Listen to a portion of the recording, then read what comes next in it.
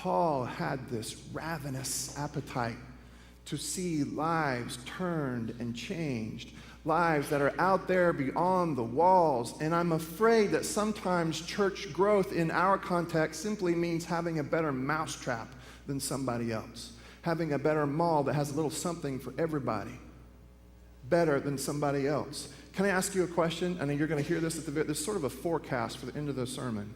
Can I ask you a question? Do you have an appetite to see lives around you changed that's deep enough, ravenous enough, that you would actually invite someone to your local worshiping community?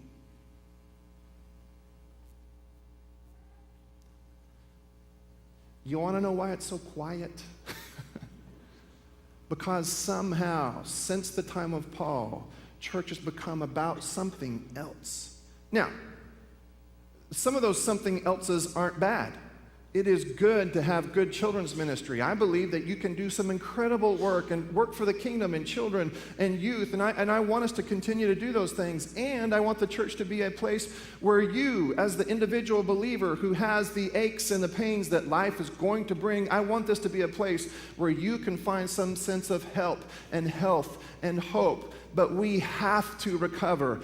Let me say it better. I have to convince you, and I have to continue to convince myself that we exist. We exist for those who aren't yet here. I have to convince you that you aren't fully living out, fully embodying the dream of God. It's reflected in Paul here that you aren't fully living that out until you are pulling people along with you. You have to ache for those around you who ache. Remember that? Weep with those who weep. Rejoice with those who rejoice.